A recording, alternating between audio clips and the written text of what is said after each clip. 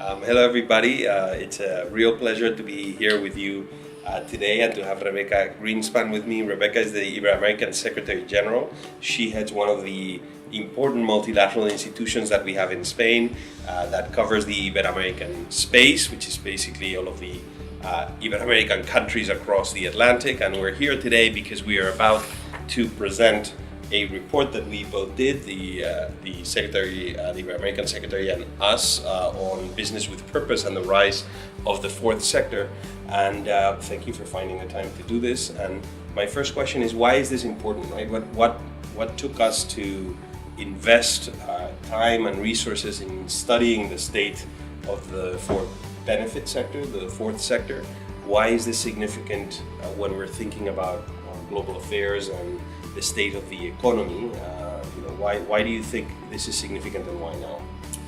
Well, two of the most important things that happened last years in the multilateral space were the agreement on climate change and the agreement on the SDGs, the Sustainable Development Goals, and what is called the Agenda 2030. And I think that those two elements are really important for taking our world forward to a better place.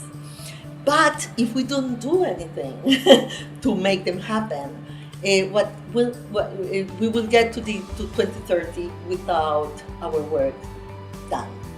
And it's not possible to really take the Agenda 2030 forward without a very deep involvement of the private sector.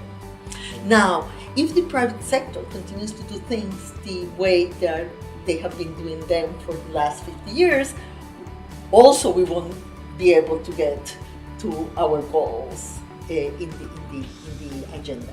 So we need to work with the private sector, understand what is happening on the ground in trying to change things so business can be more inclusive and sustainable at the same time. How can we have firms that are profitable, that are viable, and at the same time behave in their business model, in what they do as business, in a way that will allow the SDGs to happen? And I think that's why it's important, the fourth sector, because it's a different business model to be able to take advantage of the markets, but at the same time be sustainable and inclusive in terms of the SDGs. That's absolutely right. I mean, for us, it was a vital question, right? Because we're seeing in the world today this very deep social and political fracture in many places.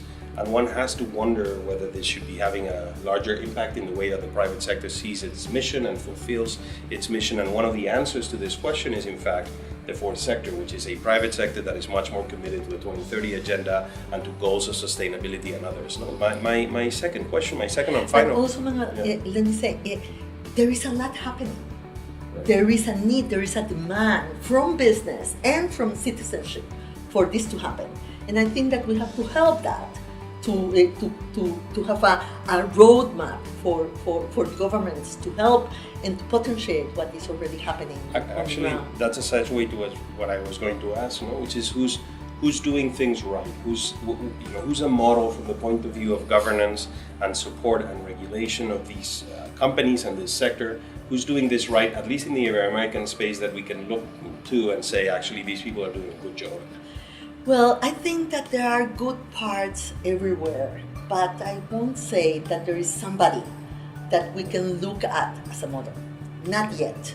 And that's precisely the difficulty of what we are facing, because we need to create a new ecosystem for these enterprises to flourish and to be able to grow, not only to happen, but to grow and be stronger than they are now.